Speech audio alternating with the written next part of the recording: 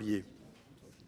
Alors, afin que chacun sache exactement comment notre audition va se dérouler, j'indique que je vais donc commencer par donner la parole au ministre que je remercie, donc Astrid Panosyan-Bouvet, ministre chargée du Travail et de l'Emploi, Yannick Neuder, ministre chargé de la Santé et de l'Accès aux soins, et Charlotte Parmentier-Lecocq, ministre déléguée chargée de l'autonomie et du handicap. Donc, ils auront la parole pour 5 minutes chacun environ. Interviendront ensuite notre rapporteur général pour 3 minutes, puis nos rapporteurs thématiques, s'ils sont tous là, Guillaume Florquin pour le rapport autonomie, Louis Boyard pour la famille, Sandrine Rousseau pour l'assurance vieillesse et donc Philippe Vigier pour ATMP, s'ils sont là bien sûr. Donc chacun interviendra pour 2 minutes. Pour ce qui est des interventions des autres collègues, je rappelle que le bureau réuni la semaine dernière a souhaité qu'elle soit d'une durée d'1 minute et immédiatement suivie de la réponse des ministres, de manière à donner plus de vie à nos débats. C'est clair pour tout le monde? C'est parfait. Très bien. Mesdames les ministres, monsieur le ministre, je vous donne la parole et c'est vous, madame la ministre, qui démarrez. Merci, Monsieur le Président, Monsieur le rapporteur général, Mesdames et Messieurs les députés. Tout d'abord, je félicite Thibault Bazin pour son élection comme rapporteur. Et je suis sûre que nous pourrons travailler ensemble de manière constructive et productive. Je vous prie aussi, au nom de mes collègues ministres, de bien vouloir excuser Catherine Vautrin, qui ne peut être présente pour des raisons personnelles. Comme vous le savez, nous reprenons en nouvelle lecture le texte adopté au Sénat et l'objectif du gouvernement est de parvenir à l'adoption d'un budget rapidement car ni l'État ni la sécurité sociale ne peuvent vivre longtemps sans budget. Nous nous inscrivons ainsi aujourd'hui dans un nouveau cadrage avec un objectif de déficit de 5,4 du PIB et une hypothèse de croissance économique pour le pays en 2025 révisée également à la baisse, passant de 1,1 à 0,9%. Et donc ce PLFSS, dans sa dimension travail et emploi, que je décrirai ici très rapidement, contient plusieurs mesures importantes que je veux rappeler. Il y a tout d'abord la question de l'agriculture à laquelle nous sommes tous attachés par-delà les bancs de cette commission. Par ce PLFSS, nous pérennisons le dispositif d'exonération cotisation patronale liée à l'emploi des travailleurs occasionnels, le fameux dispositif TODE, et nous relevons le plafond d'exonération totale de 1,20 à 1,25 SMIC. Ce PLFSS prévoit également de cumuler l'exonération applicable aux jeunes agriculteurs et les taux réduits de droit commun des cotisations maladie et famille. Et en l'absence de budget, nous avons pris les dispositions pour que les exonérations pour les TODE soient pérennisées et que les exonérations lors de l'installation des jeunes agriculteurs soient possibles de manière rétroactive. La solution la plus simple est effectivement la rétroactivité et je sais que Thibault Bazin comme Nicolas Turquois, que nous avions eu l'occasion de rencontrer, y sont très attentifs.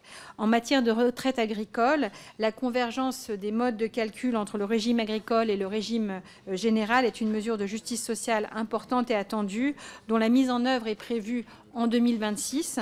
Elle a été accélérée à la faveur des débats parlementaires ici à l'Assemblée nationale comme au Sénat. Il y a aussi la transposition de l'accord interprofessionnel sur les accidents du travail et les maladies professionnelles qui permet une réelle amélioration de l'indemnisation des victimes.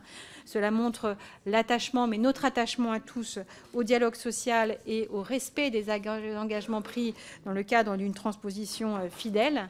Le gouvernement a soutenu pendant les débats parlementaires des modifications de l'article 24 qui notamment rendent possible le versement en capital de la majoration et l'indemnisation du préjudice personnel en cas de faute inexcusable de l'employeur lorsque la victime le souhaite. Une mesure du PLFSS que ce PLFSS ne contient plus, c'est le différé d'indexation des pensions de retraite. La proposition initiale du gouvernement Barnier n'avait pas trouvé de majorité. Et donc, la règle de revalorisation s'est donc appliquée au 1er janvier avec une revalorisation de 2,2% au niveau de l'inflation constatée les 12 mois précédents pour un coût total de 3,6 milliards d'euros supplémentaires. Le Sénat a adopté une augmentation de la contribution patronale sur les actions gratuites, passant de 20 à 30%. Je précise bien que ce dispositif n'a aucune incidence fiscale sur les dispositifs de participation et d'intéressement auxquels je sais que vous êtes tous très attachés. Certains points sensibles vont être discutés et je pense bien entendu à la question des allègements généraux dans un objectif de préservation de l'emploi et de notre compétitivité dans un contexte économique qui se durcit. La réduction des allègements a été longuement débattue ici à l'Assemblée nationale comme au Sénat, avec un compromis qui a été trouvé à la commission mixte paritaire. En 2025, pas de modification des allègements au niveau du SMIC, mais un ajustement du point de sortie des réductions proportionnelles à 2,25 SMIC pour la maladie et 3,3 SMIC pour la famille. Le montant de cette réduction serait de 1,6 milliard d'euros en année pleine pour 2025. Le montant serait identique pour 2026 et permettrait d'avancer vers une réduction dégressive unique, ce qui serait aussi une mesure de simplification. Si le Parlement adoptait cette mesure, la rétroactivité semble la manière la plus simple aujourd'hui de la mettre en œuvre pour les entreprises, parce que je vous rappelle que le calcul des allègements généraux est annualisé et il est donc régularisé chaque mois et les entreprises auront donc jusqu'à la fin 2025 pour ajuster les choses. Le projet de loi contient également une nouveauté par rapport à nos discussions de l'automne. C'est l'article 7 bis B qui crée une contribution de solidarité par le travail pour financer la branche autonomie. La proposition adoptée au Sénat, qui n'est pas une proposition issue du gouvernement, permettrait d'adopter 2,5 milliards par an en année pleine avec une recette stable. Sur ce sujet, et plus encore que tous les autres, eh bien, les débats seront essentiels pour déterminer les bons équilibres et le gouvernement sera à l'écoute du débat parlementaire. Merci pour votre attention. Merci, Madame la Ministre. Avant de passer la parole à Monsieur le Ministre, simplement si on peut essayer de faire silence pour écouter les orateurs, parce que c'est vrai que le brouhaha s'entend très fort depuis cette tribune. Voilà, Monsieur le Ministre. Merci. Voilà, merci, merci Président.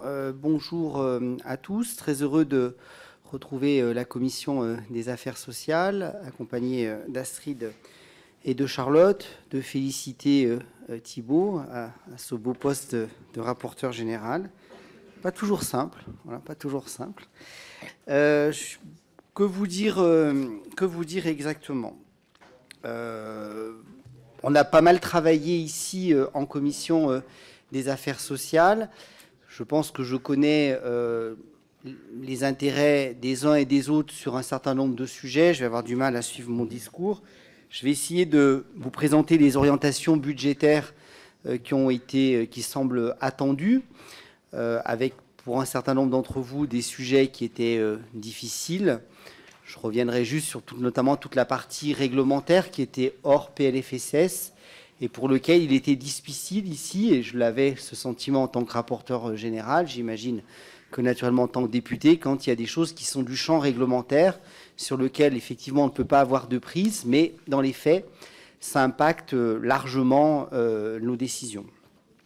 Après, vous dire que je pense qu'au-delà de nos différences politiques, on avait réussi dans cette commission à travailler sur un certain nombre de sujets, qu'on a eu de très beaux rapports lors des dernières séances qui peuvent être tout à fait des bases de politique publique, et je pense notamment au rapport sur la santé mentale fait par Madame de Bréchira et par Sandrine Rousseau.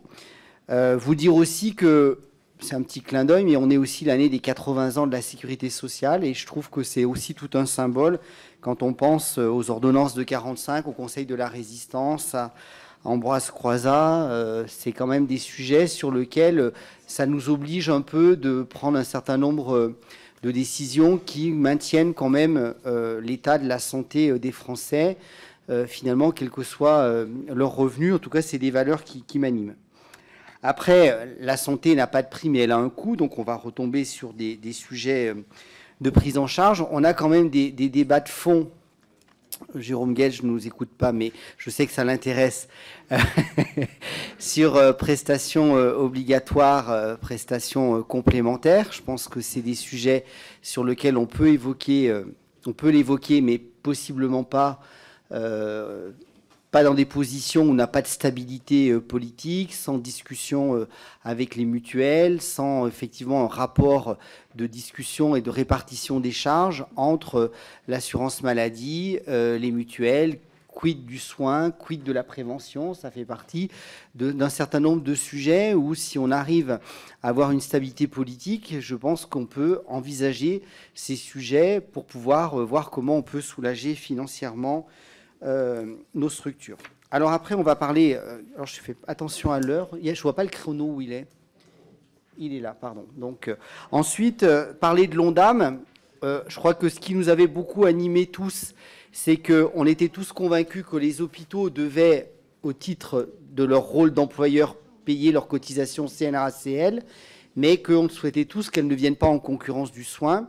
Donc c'était l'idée de neutraliser ce milliard de cotisations par 1 milliard supplémentaire pour pouvoir permettre à nos hôpitaux de trouver un peu cette bouffée d'oxygène, en sachant que, quel que soit le PLFSS adopté, voté, 49.3, enfin, quelle que soit la mesure, on aura un sujet de fond qu'il faudra qu'on travaille ensemble, c'est le niveau de déficit de nos établissements, qui, dans le prévisionnel, est quand même inquiétant, et vous le savez tous, puisque vous êtes tous bien passionnés, en général, quand on est ici, par son hôpital de proximité, qu'avec des niveaux d'endettement comme ça, c'est des taux de marge très dégradés, et on ne peut pas investir et améliorer les conditions d'accueil des patients et les conditions de travail.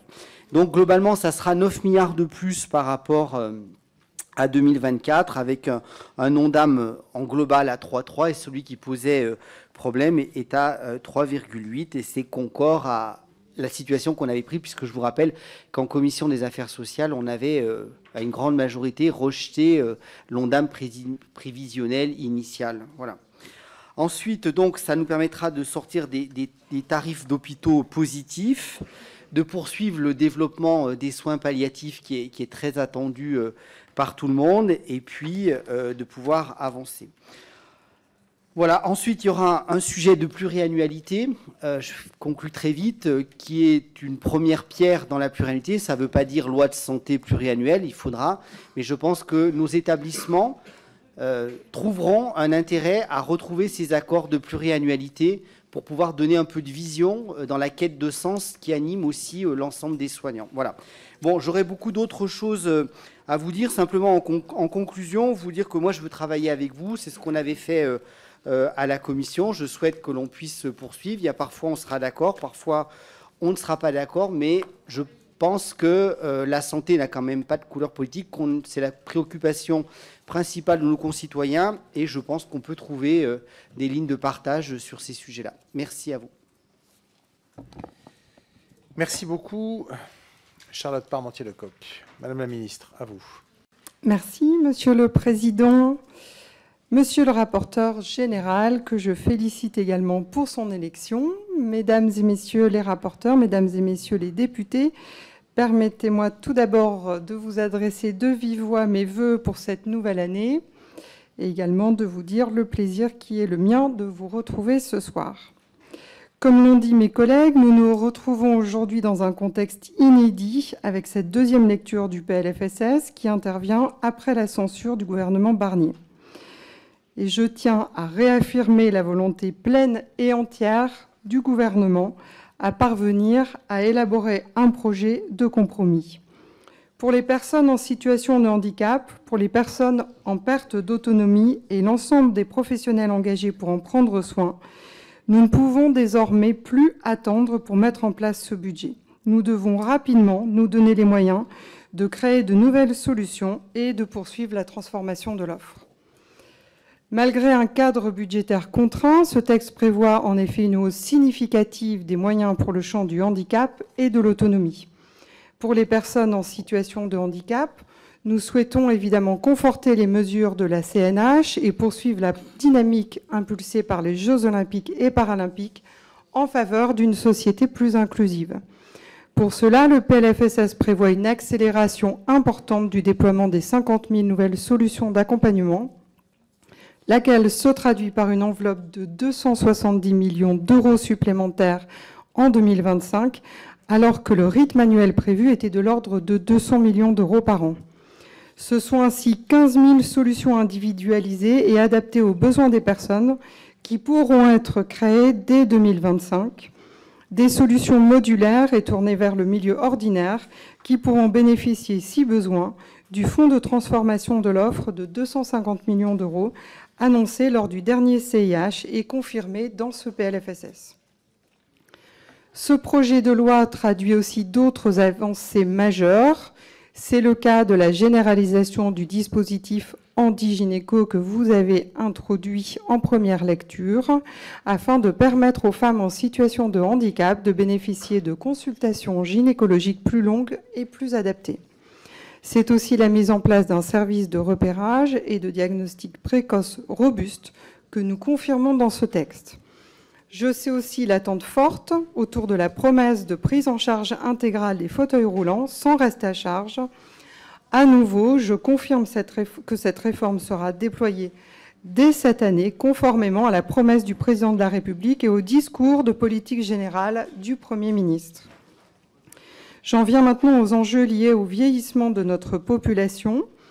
Nous le savons, nous devons d'ores et déjà nous préparer à l'augmentation significative du nombre de personnes âgées de plus de 85 ans dans les prochaines années. Nous devons, dans le même temps, faire face à l'urgence, notamment celle des EHPAD, dont la situation est particulièrement difficile. Avec ce PLFSS, les moyens des EHPAD seront augmentés. Des investissements immobiliers supplémentaires sont ainsi prévus. Et 6 500 professionnels seront également recrutés pour atteindre plus rapidement les 50 000 ETP supplémentaires à horizon 2030. Le financement des EHPAD doit aussi être simplifié et renforcé grâce à la fusion des sections soins et dépendance dans les départements expérimentateurs. Si la censure complexifie le déploiement de cette mesure, nous sommes déterminés à la mettre en place dans les meilleurs délais. Je suis en effet convaincue du caractère structurant de cette mesure pour nos EHPAD et c'est d'ailleurs en ce sens que nous soutenons la réduction de durée de l'expérimentation de 4 ans à 2 ans, comme l'ont demandé de nombreux parlementaires. En outre, alors que de plus en plus de personnes âgées aspirent à rester vivre dans leur domicile ou dans une résidence adaptée, il nous faut aussi continuer à soutenir les aides à domicile.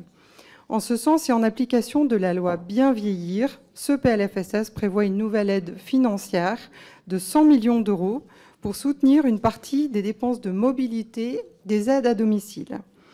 Pour continuer à soutenir les départements et conformément à l'engagement pris lors des dernières assises de l'ADF, nous préserverons intégralement les taux de compensation des départements sur les dépenses d'APA et de PCH en 2025. Ce taux sera également augmenté de 5% concernant l'APA dans les Outre-mer. C'est un effort de 200 millions d'euros supplémentaires pour la branche autonomie, mais un effort nécessaire pour moderniser le système de concours actuel qui n'est pas adapté aux défis démographiques à venir. Nous donnons donc au département l'assurance que malgré la hausse dynamique des dépenses liées au vieillissement, le taux de compensation sera maintenu. Pour les années suivantes, un dialogue est engagé avec les départements pour faire converger les taux de compensation et leur donner de la visibilité sur un accompagnement de la sécurité sociale qui réponde à la hausse des besoins.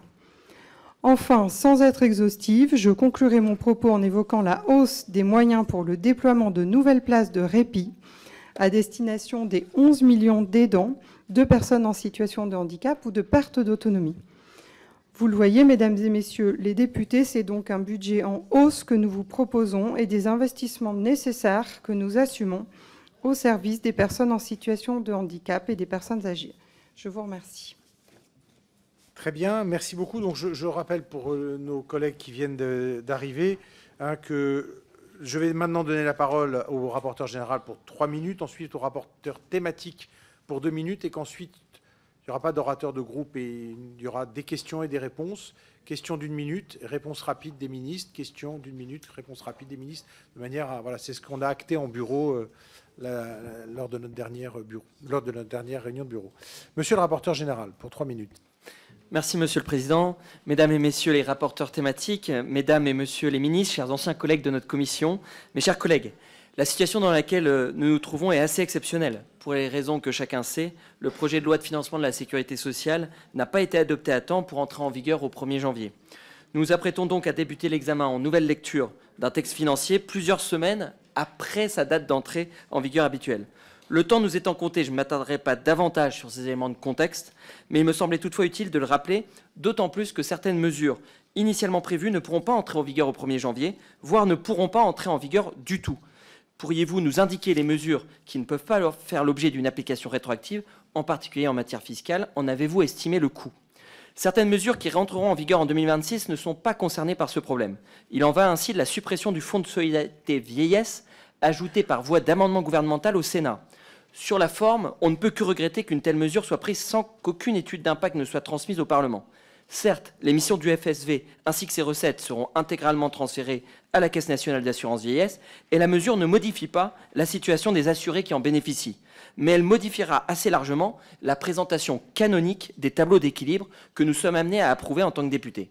Pourriez-vous ainsi éclairer notre commission sur l'objectif poursuivi par cette mesure et sur les bénéfices qui en sont attendus? Concernant les sujets relatifs à la branche vieillesse et à la lutte contre la fraude, l'article 7 bis généralise l'utilisation par les retraités résidant à l'étranger de dispositifs biométriques pour prouver leur existence. Dans sa rédaction issue du Sénat, l'entrée en vigueur de ce dispositif a été décalée au 1er janvier 2028. Pouvez-vous expliquer ce qui justifie une entrée en vigueur si tardive? Enfin, j'achèverai mon intervention en évoquant un sujet dont nous parlons assez peu, mais qui devrait pourtant requérir toute notre attention. Dans le champ de la sécurité sociale, nous n'avons que bien peu de visibilité sur la gestion budgétaire des multiples opérateurs qui, de manière croissante, sont appelés à mettre en œuvre la politique de santé publique. Je salue en cela l'initiative du Sénat qui nous permet de voter au sein de l'article 25 les dotations de l'assurance maladie à toute une série d'opérateurs. J'observe que ces dotations sont sur une pente très nettement ascendante, pente qui avait été accrue par le gouvernement précédent lors de l'examen du texte de la CMP en séance publique, puisque le plafond de dotation de plusieurs de ces opérateurs devrait être rehaussé. Plus 9% pour Santé publique France, soit 30 millions d'euros supplémentaires par rapport à la dotation initiale, plus 5% pour l'Agence de biomédecine, soit 2,5 millions d'euros, ou pour la HAS, soit 3,5 millions d'euros en plus, pour ne citer que quelques exemples. Dans ces temps de rigueur budgétaire, cela me semble particulièrement important que l'effort soit partagé par tous, en particulier au sein de l'appareil d'État. Pourriez-vous rendre compte de ces évolutions budgétaires assez inédites? Ne faudrait-il pas chercher un peu de ce côté-là aussi les économies attendues pour notre sécurité sociale, bien sûr avec discernement? Merci, monsieur le rapporteur. Je vais donc donner maintenant la parole à Guillaume Florquin, rapporteur pour la branche autonomie. Mesdames les ministres, Monsieur le ministre, Monsieur le Président, chers collègues, le 26 avril 2023, le Président de la République déclarait solennellement « Dès 2025, tous les fauteuils roulants seront intégralement remboursés par la Sécurité sociale. » Nous sommes en 2025. Et pourtant, rien, aucune annonce de financement. Pour les 60 000 Français concernés qui doivent débourser en moyenne plus de 5 000 € pour un fauteuil adapté, cette promesse reste un mirage. Lors de son audition le 16 octobre dernier, M. Paul Christophe, alors ministre de l'Autonomie, annonçait, je cite, « Ce problème sera réglé par un arrêté dont les modalités restent à définir pour satisfaire pleinement les bénéficiaires. » Un mois plus tard, le 20 novembre 2024, nous étions invités par Mme Charlotte Parmentier-Lecocq, ministre déléguée chargée du handicap, à un petit déjeuner de travail sur ce sujet brûlant. Mon collègue Thierry Frappe et moi-même y étions. Depuis, toujours rien. Alors ma question est simple, quand cet arrêté sera-t-il enfin pris? Cela fait presque 2 ans qu'Emmanuel Macron a pris cet engagement, 2 ans d'attente, de frustration et d'absence de réponse pour des milliers de nos concitoyens en situation de handicap. Il est plus que temps d'agir. Enfin, pouvez-vous nous éclairer sur la possibilité évoquée de la mise en place d'une nouvelle journée de solidarité? Je vous remercie. Merci beaucoup, Madame Zaya Hamdan, donc, qui est suppléante de Monsieur Louis Boyard. Pardon. De Monsieur Louis Boyard. Monsieur les ministres, mes chers collègues, les articles qui seront en discussion soulèvent une question essentielle. Quelle vision portons-nous... Non, excusez-moi. Pardon? C'est moi qui suppléant, c'est-à-dire qui supplée. Qui supplée, oui. Voilà, pas suppléante, pardon. Pas la suppléante de Monsieur Boyard. Oui. Non, il n'a pas donné sa démission, pardon. Non. Excusez-moi, on va remettre les compteurs à zéro. Et s'il vous plaît, est-ce que vous pouvez reprendre votre intervention? Voilà, excusez, merci. Mesdames, Messieurs les ministres, mes chers collègues, les articles qui seront en discussion soulèvent une question essentielle. Quelle vision portons-nous pour les familles et les travailleurs précaires? À première vue, quelques avancées semblent émerger. renforcer le dispositif Page Emploi pour mieux protéger les assistants maternels face aux impayés ou clarifier les procédures de recouvrement des indus pour éviter qu'elles ne retombent sur les familles. Ce sont des mesures que nous ne pouvons ignorer. Mais elles ne doivent pas masquer l'évidence. Le chemin reste parsemé d'obstacles et les reculs sont bien trop nombreux. L'abandon du tiers payant pour le complément de libre choix du mode de garde est un symbole inquiétant. Cette mesure gagnée de haute lutte devait simplifier la vie des familles. Aujourd'hui, plutôt que de s'attaquer aux véritables causes des avances de frais, on préfère tout simplement renoncer. Où est l'ambition ? À Mayotte, sous couvert d'harmonisation, le durcissement des critères de résidence accentuera l'exclusion de familles déjà précarisées, piégées dans une machine administrative implacable. Ce n'est pas une convergence, c'est une rupture de solidarité. Nous parlons ici de droits fondamentaux qu'il nous incombe de garantir. Nous défendons des mesures claires et ambitieuses. Le gel des ouvertures de places dans le secteur privé lucratif et la réorientation des financements vers le public. Un droit opposable à l'accueil des jeunes enfants pour les familles. Une amélioration des normes d'encadrement avec l'abrogation immédiate des dispositifs dérogatoires et moins-disants hérités du décret Morano et de la réforme Norma. Et un taux d'encadrement d'une professionnelle pour 5 enfants, quel que soit l'âge. Il est également urgent de soutenir massivement la formation des professionnels et de valoriser leur métier. La mise en œuvre de ces mesures exige une conférence des parties et une loi de programmation pluriannuelle pour définir le niveau d'investissement et le calendrier de création d'un véritable service public de la petite enfance. Il est temps de passer aux actes et de construire une justice sociale à la hauteur des besoins de notre époque. Très bien, merci beaucoup. Alors, par rapport à ces premières questions posées par les rapporteurs, je vais vous, mesdames et messieurs, monsieur le ministre, vous donner la parole et ensuite on entamera les questions-réponses. Qui souhaite démarrer ?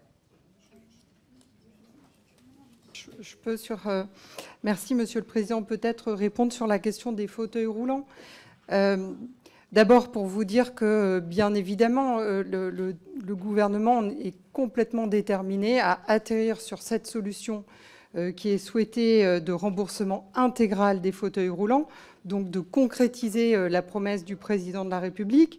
Je redis aussi que cet engagement, il a été redit par le Premier ministre lui-même dans son discours de politique générale, avec l'objectif que ce soit vraiment effectif dès 2025. Donc, je m'y emploie ardemment. Je dois dire quand même que la censure du précédent gouvernement a entraîné aussi le retard, bien évidemment, puisque s'il vous plaît, non, s'il vous plaît, attendez.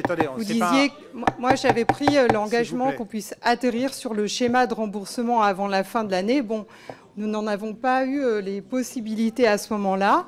J'ai repris pleinement le dossier en main avec l'objectif d'atterrir.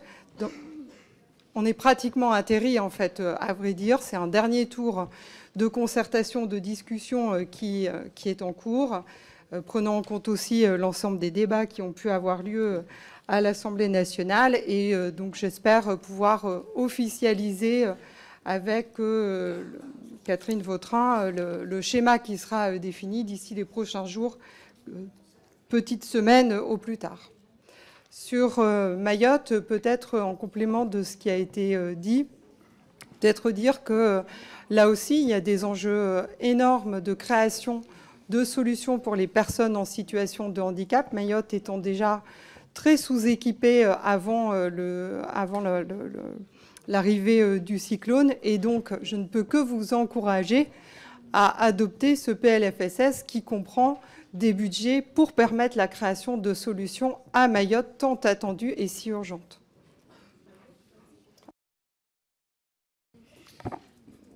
Madame Panosyan-Bouvet.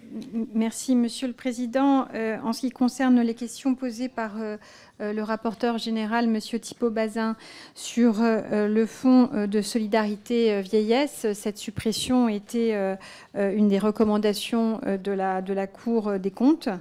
Le transfert d'émissions de ce fonds à la CNAV, prévu pour le 1er janvier 2026, eh bien, simplifiera la gestion de trésorerie du régime général et réduira les coûts et les facteurs également de complexité.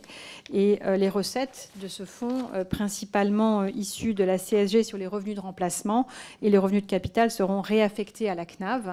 Et nous avons aussi prévu que la transparence sur la publication en fait, des comptes reste la même. Donc, on est plus dans une logique souhaitée par la Cour des comptes et les députés de simplification.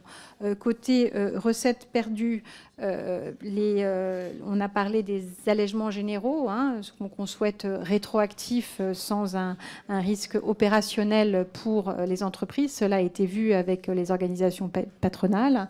Et on voit par contre des recettes perdues sur la fiscalité des actions gratuites, puisque le rendement sur une année pleine était de 500 millions d'euros, il passerait à 415 millions d'euros.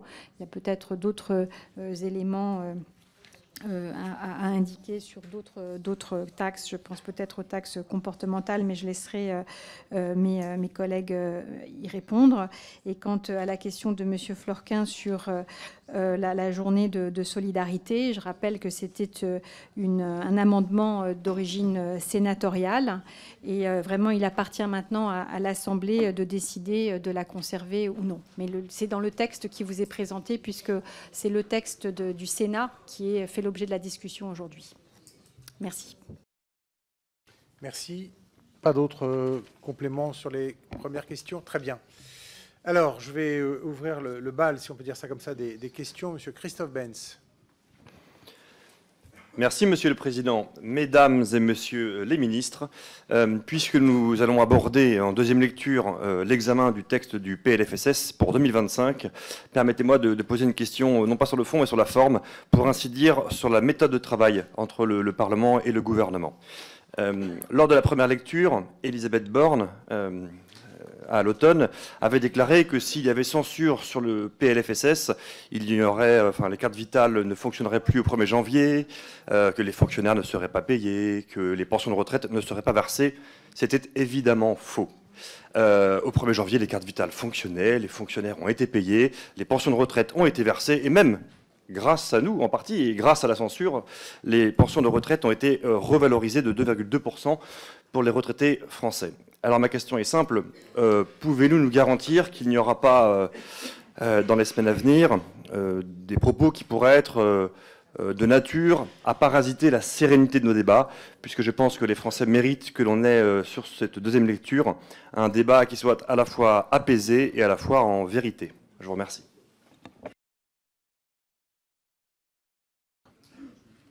Yannick Neuder. Alors, Monsieur Benz, moi, je ne suis pas complètement favorable de dire qu'il n'y a pas d'impact sur le fait qu'on ait un budget au mois de mars plutôt qu'au 1er janvier. Après, ça dépend de comment on formule les choses. Dire que la carte vitale va s'arrêter de fonctionner, c'est pas ça, en fait, cette phrase-là. Il n'y a pas une puce qui ne fonctionne plus dans un automate quand vous allez chez le professionnel de santé. C'est simplement que pour pouvoir verser des prestations, en fait, il faut que les organismes collecteurs, en l'occurrence l'URSSAF, aient des caisses qui soient remplies. Et quand j'ai quitté les fonctions de rapporteur général, il était clairement établi que le niveau de fonctionnement en caisse, sans avoir recours à l'emprunt sur les marchés financiers, c'était globalement 2 mois de traitement. Donc c'est ça, en gros, qui mérite d'être reprécisé.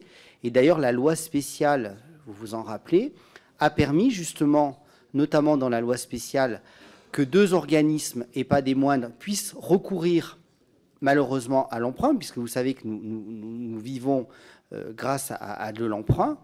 Alors on peut le déplorer ou pas, mais en tout cas, nos niveaux de dépenses sociales ne sont pas suffisants et on doit recourir à l'emprunt. Donc, de mémoire, il y avait autour de 40 milliards nécessaires sur les caisses de CNRACL et d'URSSAF, et à peu près 15 milliards nécessaires à la CNRACL. Sinon, à partir du 1er mars, on n'était plus en capacité, pas que la carte vitale ne marchait plus, mais qu'en fait, il n'y avait plus en caisse suffisamment pour alimenter les 5 branches de la sécurité sociale. Et nous allions avoir, selon la formule consacrée, des incidents de paiement, puisque soit il fallait choisir sur les retraites, soit les remboursements, mais pour un mécanisme automatique. C'est-à-dire que, en fait, vu que le financement est octroyé grâce à des emprunts qui sont donnés, l'absence de PLFSS, l'absence de budget voté n'autorise pas ces caisses à recourir à l'emprunt. C'est des assos qui ont besoin d'une décision du Parlement pour recourir à l'emprunt, pour remplir les caisses, à crédit, je le conçois, mais pour, voilà, c'est des incidents de paiement que la loi spéciale a anticipé et qui permet à ces 2 organismes, notamment, qui étaient les plus ciblés, à pouvoir continuer le virement des prestations, soit médicaments, soit versement de pension de retraite, sans qu'il y ait des choix de trésorerie à faire. Je ne sais pas si j'ai été précis, mais voilà le sujet. Merci beaucoup. Alors, question suivante, Stéphanie Rist. Merci, Monsieur le Président, Mesdames les ministres, Monsieur le Ministre. Alors, en 1 minute, c'est un petit peu court, mais nous commençons cette saison 2 du PLFSS. Espérons une responsabilité collective qui nous permettra d'adopter un budget à la fin. Notre groupe s'est positionné avec constance pour améliorer la pertinence des prescriptions, freiner les dépenses d'indemnités journalières, des transports sanitaires pour mieux lutter contre la fraude, lancer une réelle simplification administrative. Nous avons fait le choix de la simplification. Plus personnellement, je tiens à vous remercier, Monsieur le Ministre, d'avoir publié il y a quelques jours le décret de ma seconde loi sur l'accès direct et la primo-prescription des infirmiers en pratique avancée. C'est une avancée qui me semble importante. Dans le même sens, une autre mesure dans le PLFSS saison 1 prévoyait d'étendre l'expérimentation issue de cette seconde loi sur l'accès direct aux masseurs kinésithérapeutes. Ma question s'adresse donc à vous, Monsieur le ministre de la Santé et de l'accès aux soins. Pouvez-vous vous engager en levant le gage afin que cette mesure pour l'accès à la santé de tous les Français puisse être inscrite dans ce PLFSS? Je rappelle qu'en saison 1, le gouvernement y avait été favorable. Merci, Monsieur le ministre.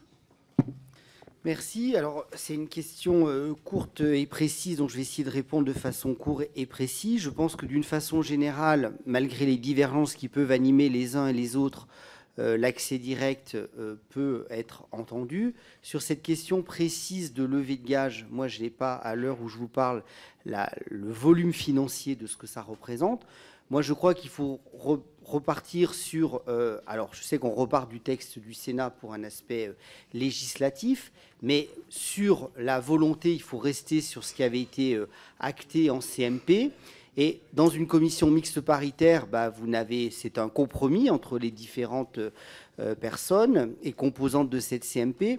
Donc, l'accès direct vis-à-vis des kinés n'est pas remis en cause. Après que le volume financier soit acté et puisse s'inscrire dans l'ONDAM de ville, peut être précisé. Donc, je ne sais pas si c'est techniquement parlant une levée de gage, donc à voir, je ne sais pas, mais si dans l'ONDAM de ville, on peut envisager ces sujets-là, et si dans la CMP, c'est bien une volonté de pouvoir avoir accès, il n'y a pas de raison de s'y opposer. Merci beaucoup, Adrien Clouet. Merci, Monsieur le Président, Mesdames et Messieurs les ministres. Je suis désolé de le dire comme ça, mais moi j'ai un petit peu le sentiment qu'on se fiche du monde dans l'état des discussions parlementaires. Vous avez eu 2 mois depuis la dernière censure, je ne parle pas de la prochaine, pour réfléchir comment on allait financer la Sécu. Alors l'idée phare qu'on nous pond et qu'on réitère, c'est la vieille histoire d'une journée de solidarité, donc d'une journée de travail gratuit, 7 heures non payées, ce qui a été confirmé le 19 janvier par Madame de Montchalin et Madame Vautrin. Et en plus, je suis sûr qu'ils ont fait des réunions quand même pour penser à ça, c'est dire. Alors pourquoi ? Vous nous dites qu'avec ça, l'objet serait de lever 2,5 milliards d'euros, ce qui n'est pas grand-chose par rapport aux sommes qu'on discute depuis le début. 2,5 milliards, on vous a fait des dizaines de propositions pour vous les lever, ces 2,5 milliards. La dernière qu'on a mise sur le bureau de l'Assemblée nationale, c'est une journée de solidarité des actionnaires. Vous voulez que des gens contribuent, très bien, les actionnaires, une journée entière, ils versent ce qu'ils perçoivent dans la caisse et vous aurez de l'argent. Mais ça, évidemment, vous le refusez parce que la raison pour laquelle vous êtes reparti du texte du Sénat, c'est pour empêcher la gauche, pour empêcher le nouveau Front populaire de déposer des amendements qui rapportaient de l'argent dans les caisses de la Sécu. Parce que c'est ça qui s'est passé en novembre-décembre. On vous a battu, on a mis 17 milliards de plus dans les caisses, et vous opérez cette tentative-là de sabotage parlementaire à partir du Sénat pour nous empêcher d'examiner correctement et de mettre l'argent là où il faut. Merci. Je donne la parole à Astrid Panosyan-Bouvet. Merci, Monsieur le Président. Monsieur le député Clouet, en fait, on repart de la version du Sénat parce que c'est le droit parlementaire qui nous l'oblige. Et l'article, suite à un amendement du Sénat, parle de cette contribution. Mais à vous, dans les débats ici en commission des affaires sociales et en séance, d'en décider. Mais on part d'une version qui n'est pas la version CMP, qui est la version qui est sortie du Sénat, donc avant CMP. Donc ça, c'est vraiment pas de notre choix. On ne peut pas arbitrairement décider de qu'est-ce qui figure dans le texte. Donc la discussion est ici à vous d'en décider. Merci. Monsieur Elie Califert, pour 1 minute, s'il vous plaît. Chut. Merci, Monsieur le Président. Mesdames, Messieurs les ministres, je vais être très court. Monsieur le ministre, votre prédécesseur envisageait de réguler la création des maisons pluridisciplinaires de santé. Êtes-vous toujours en phase avec cette orientation? Si oui, quels seraient les critères retenus pour la rédaction des décrets? Ma question est très simple. Et surtout, si vous avez pensé au décret, l'incidence des décrets sur les territoires ultramarins, vous l'avez compris. Monsieur le ministre de la Santé. Merci, monsieur Califert. Je veux être sûr d'avoir bien compris. Vous avez dit réguler, hein?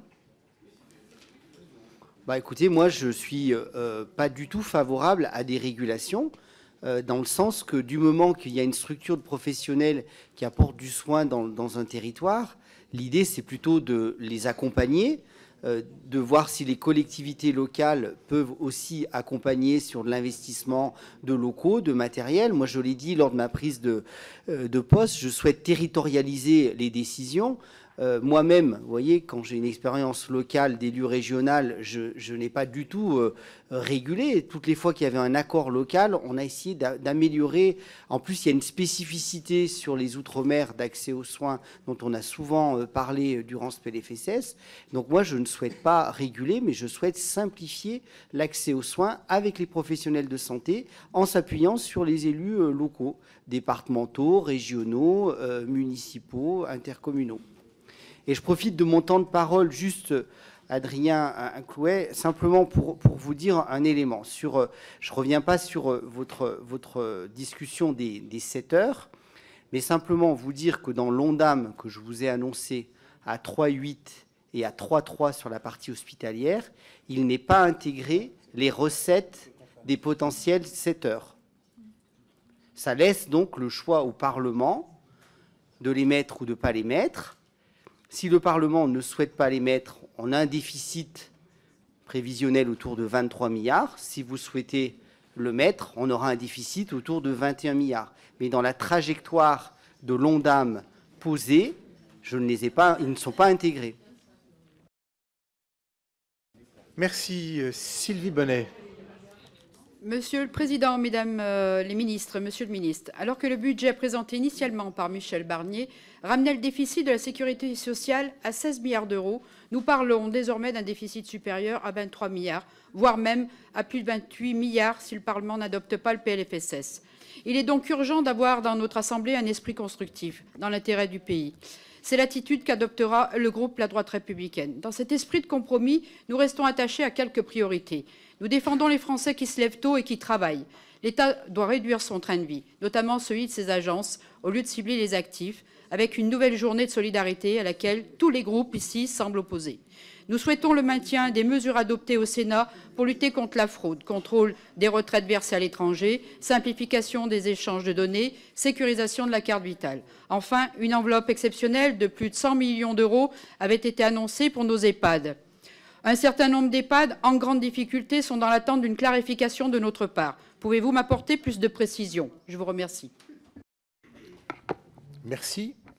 Je réponds Madame la ministre. Oui, merci, Monsieur le Président. Peut-être vous redire, Madame la députée, que dans le projet de loi de financement de la sécurité sociale est bien prévu justement cette aide voulue par le Sénat de 100 millions d'euros pour les EHPAD en difficulté. Donc ça ne fait que réaffirmer l'importance de l'adoption de ce PLFSS pour pouvoir apporter des financements aux EHPAD en difficulté. À cela s'ajoute aussi l'expérimentation que j'évoquais tout à l'heure de fusion des sections soins et dépendance qui s'accompagne de 200 millions d'euros supplémentaires et qui doit là aussi permettre aux EHPAD d'obtenir de meilleurs financements, une meilleure prise en charge de la dépendance et donc d'apporter un souffle qui est ô combien nécessaire dans la situation que connaissent nos EHPAD. Merci. Monsieur le ministre. En complément de ma collègue Parmentier-Lecocq, sur la volonté que vous avez de valoriser le travail et quelque part de lutter contre la fraude, je pense qu'effectivement, le Haut Conseil de financement de la sécurité sociale a estimé autour de 13 milliards la fraude. On a vraiment des marges de manœuvre pour améliorer la partie récoltée, puisqu'elle est autour de 500 millions d'euros. Mais sachez qu'il y a des pôles régionaux d'investigateurs avec des profils particulièrement variés, notamment souvent des anciens gendarmes ou autres, qui en fait mettent des cellules pour lutter contre la fraude. Il y a 6 points en France qui pour l'instant sont labellisés. Je vais essayer de vous les retrouver. Paris, Blois, Saint-Malo-La Rochelle, j'ai un petit doute, Grenoble, Marseille. Voilà, on doit être à quelques-uns. Lille, qui permettent effectivement d'avoir des équipes qui travaillent en lien avec le procureur de la République, en lien avec les gendarmeries et les polices, et surtout en lien avec les CPAM et les caisses d'allocation familiale, pour justement soit intégrer dans les revenus, puisqu'un certain nombre de prestations sont soumises à revenus, les revenus qui sont dits illicites. Quand des gens en fait deal et ont des revenus de la drogue, c'est un peu fou que ces revenus, qu'ils puissent dealer, qu'ils puissent contrevenir et qu'ils puissent toucher les prestations sociales, tant sur le champ de l'allocation familiale que sur le champ de la caisse primaire d'assurance maladie. Donc il y a une vraie stratégie qui est en train de se mettre en place et ça donnera lieu dans ce PLFSS à un renfort des postes. C'est une option qui avait été prise par un gouvernement précédent avec une certaine trajectoire de postes de lutte contre la fraude. Merci beaucoup. Sébastien Pétavy. Monsieur le Président, Mesdames et Monsieur le Ministre, du texte que nous étudions aujourd'hui émerge une certitude sur la différence de vision que nous portons pour notre système de santé. Alors que nous allons fêter les 80 ans de la sécurité sociale, rappelons ici qu'il n'y a pas de dérapage des finances sociales, il y a une crise de financement de notre modèle de protection sociale. Il y a surtout un budget court-termiste incapable de répondre aux besoins de santé de la population, à l'insuffisante compensation des primes Ségur et au sous-financement de la branche autonomie. Alors que le déficit atteindra 20 milliards d'euros en 2028, nous avons appelé à un modèle de financement socialement juste, à même de faire face aux défis sanitaires, sociaux et environnementaux que nous traversons. Nous avons proposé 24,5 milliards d'euros de recettes supplémentaires. Quelles nouvelles recettes avez-vous envisagées pour ce budget ? Partir des besoins, comme je n'ai eu de cesse de le répéter dans le cadre du remboursement intégral des fauteuils roulants. Confirmez-vous, Madame Parmentier-Lecocq, que vous envisagez bien de faire passer un décret en maintenant un prix limite de vente excluant, sans renforcer suffisamment les moyens et contre l'avis du secteur et surtout contre la volonté de cette Assemblée qui a unanimement statué sur le chemin que cette réforme prenait, risqué pour l'heure d'exclure les fauteuils roulants les plus spécifiques. Merci. Merci. Qui est-ce qui souhaite commencer ? Madame Parmentier-Lecocq. Je vais peut-être, merci Monsieur le Président, répondre sur la question des fauteuils roulants pour rappeler que d'abord l'inscription du remboursement intégral des fauteuils roulants a bien été déjà posée dans la loi et à travers la loi de financement de la sécurité sociale de l'année dernière. Que le modèle que vous avez proposé dans votre texte de loi, lui, est plutôt sur la notion d'un meilleur forfait de remboursement des fauteuils et non pas d'un remboursement intégral. Et que, par ailleurs, votre loi a été adoptée à l'Assemblée, mais pas encore au Sénat, n'a pas fait l'ensemble du chemin au Parlement. Moi, mon objectif, je le réaffirme, c'est bien le remboursement intégral des fauteuils roulants, de tous les fauteuils roulants, correspondant aux besoins des personnes, y compris les plus spécifiques, avec les adjonctions nécessaires, sur prescription bien évidemment, et adaptées aux personnes. Et vous avez participé déjà à diverses réunions. C'est aussi ce qui explique les délais de réalisation de cette réforme, parce que c'est complexe, parce qu'il faut mettre tous les acteurs d'accord, que je suis très attachée à ce que l'ensemble des associations qui représentent les personnes en situation de handicap approuvent la réforme que je vais proposer.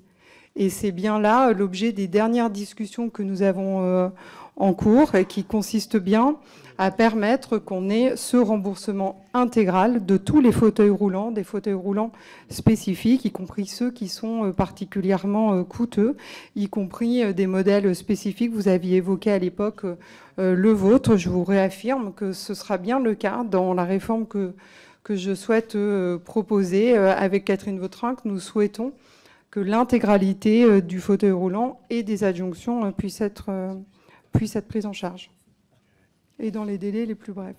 Merci beaucoup, Nicolas Turquois. Merci, Monsieur le Président. Merci, Mesdames, Messieurs le Ministre. Merci pour votre présentation détaillée et pédagogique, mais elle est surtout très inquiétante sur nos comptes sociaux. Quel législateur, quel responsable public peut se satisfaire d'un déficit prévisionnel de la sécurité sociale supérieur à 20 milliards d'euros pour 2025 ? Je rappelle que dès mai 2024, la Cour des comptes estimait qu'un niveau de déficit de 10,5 milliards représentait un point de bascule, car le financement des déficits de la sécurité n'est plus assuré à terme. Les dépenses doivent être tout simplement compensées par des recettes équivalentes. Nous devons cesser le toujours plus, le jamais assez. Dans ce cadre-là, comment, Mesdames et Messieurs le Ministre, nous entamons dans ce PLFSS la transformation de notre système de solidarité pour rétablir les équilibres financiers ? Quid notamment de la réorganisation des hôpitaux et de leur gouvernance, source de graves surcoûts? Quid, vous l'avez évoqué, de la pluriannualité pour déterminer des trajectoires, seule source d'économie de long terme? Quid enfin des dépistages génétiques généralisés des maladies rares à la naissance pour éviter ou limiter des conséquences graves, voire dramatiques pour des milliers de familles, et des surcoûts phénoménaux pour notre système de sécurité sociale? Merci à vous. Monsieur le Ministre. Merci, Monsieur Turquois. Je pense qu'on peut constater, moi je constate de la même façon que vous, ce trou de la Sécu qui se reconstitue de façon béante, puisque là, globalement, si on revient sur 2024, en année réglée, on était aux alentours de moins 18 milliards, et si rien n'est fait, on est à moins 28 milliards. 23 ? Bon, 28 si rien n'est fait. Voilà, si rien n'est fait. Voilà. Donc, c'est moins 28. Donc, il va falloir essayer de compenser cela. Après, n'oublions pas quand même, nous avons déjà 2 douzièmes de cette année qui seront consommés, voire 3 douzièmes, où il n'y aura eu aucune mesure, où on pourra permettre d'envisager des recettes nouvelles ou des économies, en sachant que déjà, les services vont déjà commencer à la préparation du PLFSS 2026. Donc, je crois que la voie de sagesse, c'est d'arriver justement, et c'était l'objectif, d'augmenter l'ONDAM pour pouvoir passer cette période extrêmement difficile. Mais ce n'est pas quand vous êtes dans une période extrêmement difficile que vous pouvez envisager des réformes structurelles qui vont porter leur efficacité de façon immédiate. Et donc, on sait très bien qu'on a besoin quand même d'avoir un petit peu de temps, d'où l'intérêt de la pluriannualité. Je ne sais pas combien je resterai de temps ici. La durée de vie de mes prédécesseurs est autour d'un trimestre. Mais ce n'est pas en un trimestre qu'on peut réformer l'organisation de soins sur un territoire, limiter le retour aux urgences et envisager des réformes structurelles pour justement, pas forcément avoir plus d'argent, mais soigner mieux. Tout n'est pas que question d'un niveau de financement. Et cette pluriannualité, il nous faut bien au moins pouvoir l'envisager sur 3 ans. Donc c'est pour ça que je souhaiterais, si c'est possible avant l'été, re-signer ces engagements de pluriannualité avec les établissements pour commencer à envisager quelque chose, mais qui se construit dans un temps long. Merci, Monsieur le Ministre. Certains de vos prédécesseurs ont réussi même 2 trimestres, même 2 et demi. Non, mais je... Alors, Laurent Pagny-Fous. Merci, Monsieur le Président, Monsieur le rapporteur général. Mesdames, Monsieur le Ministre, je souhaite vous interroger sur une question assez large, qui est, mais en une seule minute, je ne pourrais me permettre que cela, la question du financement de notre modèle de protection sociale. Vous l'avez dit, nous sommes dans une situation déficitaire importante. Vous dites à l'instant 28 milliards si rien n'est fait. Et à cette situation de déficit, il faut ajouter une évolution démographique qui est parfaitement défavorable. Alors moi, je veux vous interroger sur le fait que nous maintenons un financement de notre modèle de protection sociale uniquement sur le travail. C'est presque un dogme. Et d'ailleurs, la seule solution qui est envisagée aujourd'hui, c'est de faire travailler 7 heures gratuitement les Françaises et les Français pour abonder les recettes de notre système de protection sociale. Pourquoi ? Et je voudrais avoir votre avis là-dessus. Pourquoi n'envisage-t-on pas un élargissement de la base de financement du modèle de protection sociale sur les revenus du capital qui sont peu sollicités par rapport aux revenus du travail? Vous proposez de travailler plus gratuitement. Il paraît peu envisageable de cotiser plus, sachant que notre travail est déjà hautement chargé. Pourquoi ne pas envisager d'élargir le financement du modèle de protection sociale, enfin, aux revenus du capital en général? Merci. Madame la ministre Panosyan-Bouvet. Merci, Monsieur Panifous. Je pense que vous abordez le problème clé. On a aujourd'hui le travail en France qui finance 55% de la protection sociale, qui elle-même qui verse ces prestations qui sont pour une grande partie non contributives, pour 40% d'entre elles. Donc il y a un problème parce que ça aboutit à un coût du travail côté employeur qui est élevé et à un salaire net dans la poche du salarié qui est bas. Et la raison d'être des politiques publiques de ces 30 dernières années, ça a été quoi? Ça a été de compenser cet écart entre le salaire net et le salaire brut à travers les allègements généraux dont on voit qu'ils coûtent cher, mais qui se justifient pour à la fois ne pas pénaliser le coût du travail non qualifié et soutenir la compétitivité de nos entreprises. Et puis, à travers la prime d'activité pour stimuler le pouvoir d'achat des bas salaires, parce que un tiers de nos compatriotes qui sont au SMIC le restent durablement. Mais vous avez, je pense, pointé le vrai sujet qu'il va falloir à terme, peut-être pas dans ce PLFSS, mais envisager dans le cadre d'un débat serein, eh bien, la diversification des modes de financement de la protection sociale pour qu'elle ne repose pas uniquement, de manière disproportionnée comme ça l'est aujourd'hui, sur le salaire. Tout à fait. Merci beaucoup. Yannick Monnet. Merci, Monsieur le Président. Je ne sais pas qui c'est qui a décidé de 7 minutes, c'est bizarre. Mais... Madame la Ministre, vous avez... Madame la Ministre, je ne devais pas y être ce jour-là. Madame la Ministre, on est au cœur du sujet. Effectivement, c'est comment on finance la sécurité sociale. Depuis tout à l'heure, on parle beaucoup de déficit de la sécurité sociale. Mais on peut le régler, ce déficit, en allant conquérir des recettes. Et dans ce budget, vous renoncez toujours à conquérir des recettes. Je prends un exemple. 80 milliards d'exonération de cotisations sans contrepartie. Vous prévoyez d'en récupérer 1,6 milliard. Alors que depuis 2023, on parle de compétitivité et d'efficacité. Depuis 2023, c'est 300 plans de licenciement. On annonce 8% de chômage pour 2025. Ça ne fonctionne pas, ces exonérations. On a de l'argent à récupérer. Comment dire qu'on est dispendieux en matière de dépenses de sécurité sociale, alors que 6 Français sur 10 renoncent à des soins, il manque plus de 2 milliards à l'hôpital public, et c'est 85% des EHPAD qui sont en déficit. Et en plus, ça augmente. Mais vous rendez compte de la situation? Donc je pense que soit vous n'en avez pas conscience, soit c'est un choix politique de continuer d'assécher les ressources de la sécurité sociale pour en faire autre chose. Mais si on cite Ambroise Croizat, il faut citer ses principes. C'est de partir des besoins. Et vous faites de la sécurité sociale une variable d'ajustement du déficit public. Et c'est pour ça que ça ne fonctionne pas. Et c'est pour ça que votre texte, via la censure, a été rejeté la dernière fois. Donc présentez un bon texte et tout se passera bien. Vous souhaitez répondre? Qui souhaite répondre? Oui, Charlotte Parmentier-Leclerc. Oui, merci, Monsieur le Président. S'il vous plaît, est-ce qu'on peut écouter Madame la Ministre? C'est une question finalement qui est très large et qui est très politique, et qui est celle qu'a posée Monsieur Panifous juste auparavant. Comment est-ce qu'on finance notre protection sociale? Et la problématique devant laquelle nous sommes aujourd'hui, c'est que les visions sont très partagés et que le discours que vous portez n'est pas celui que portent d'autres groupes parlementaires et n'est pas non plus celui qui pourrait s'exprimer au sein des différentes tendances au sein du gouvernement. Donc on est dans une situation où il y a comme le disait Yannick Neuder, un travail de fond, de profondeur qui doit être fait, et comme l'a dit aussi Astrid Panosyan, sur une réflexion sur comment est-ce qu'on finance notre protection sociale, mais qui va nécessiter du temps, de la discussion et du compromis.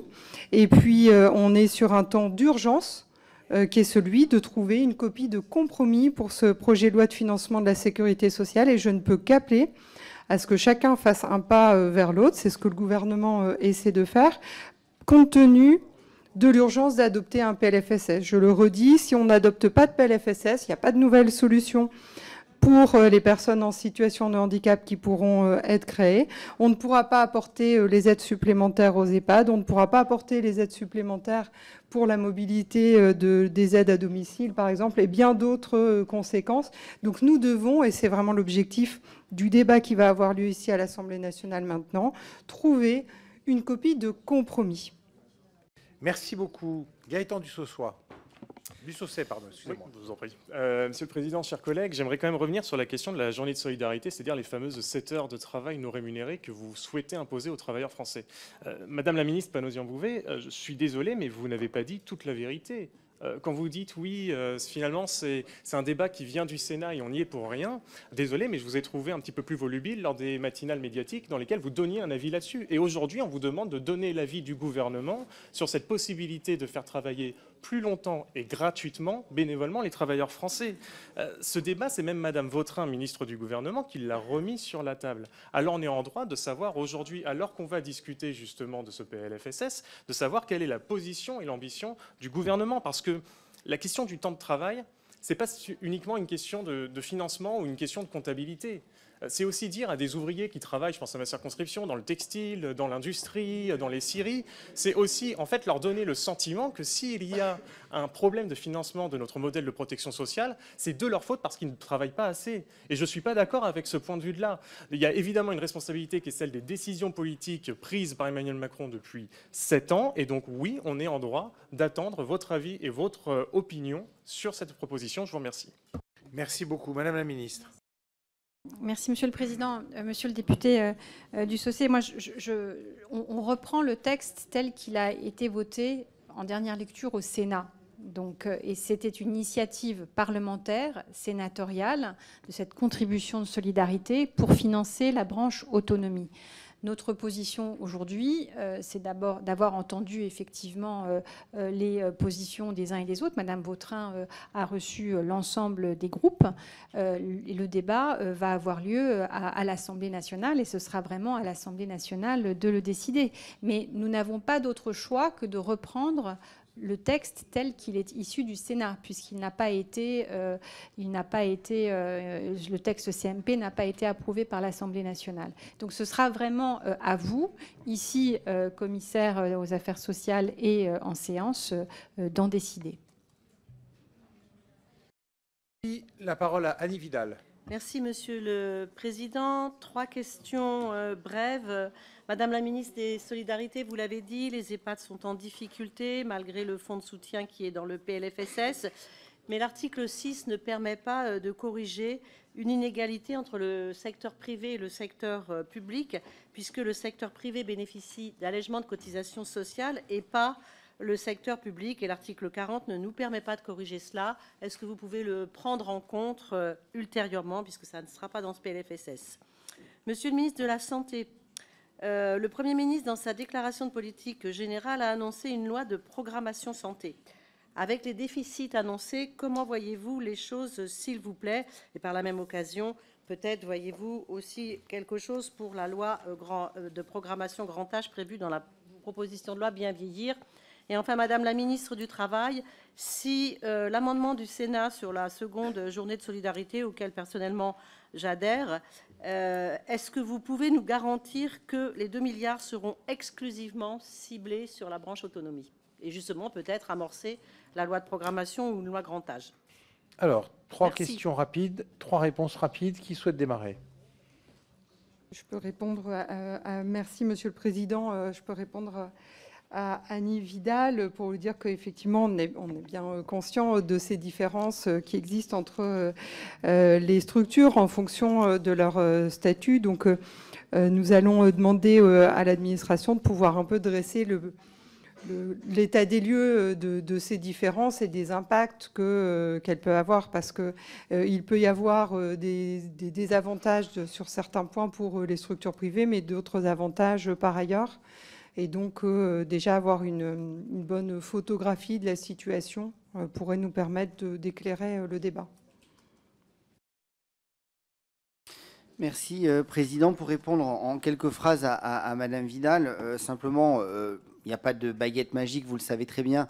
C'est réformer une structuration de l'hôpital qui ne nécessite pas forcément davantage de moyens, mais le modèle est à repenser. C'est pour ça que je pense qu'il fallait qu'on ait un ONDAM qui permette de ne pas mettre en compétition le rôle d'employeur des cotisations et le rôle de délivrance du soin. Après, tant qu'on n'aura pas une réforme plus structurelle de l'organisation des soins de ville qui doivent aussi participer à la permanence et encore plus des soins, une réorganisation sous forme de petites unités primaires de soins pour éviter systématiquement le recours à l'hospitalisation via les urgences souvent parce que c'est une grande source de désorganisation, on pourra dans un deuxième temps peut-être mieux réorganiser nos hôpitaux, mieux normer la taille de nos unités et surtout lutter contre les examens inutiles et l'efficience.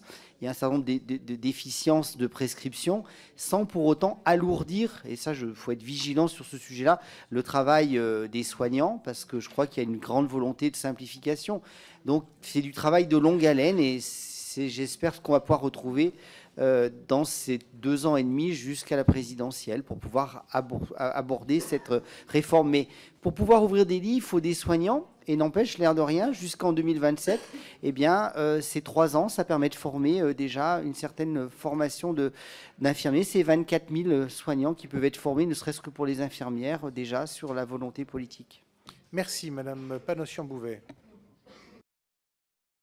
De Madame Vidal, l'amendement qui était proposé, qui a été voté au Sénat, prévoyait un financement direct de la branche autonomie. Donc ça, c'est vraiment fléché autonomie. Je voulais également répondre à une question initiale du rapporteur Thibault Bazin sur la question de la fraude sur les retraites à l'étranger, dont vous m'avez posé la question initialement. Voilà, la mise en œuvre des délais, puisqu'effectivement, la rapporteure de la branche vieillesse du Sénat avait fait voter un amendement qui prévoyait la généralisation des contrôles biométriques et la délivrance de certificats.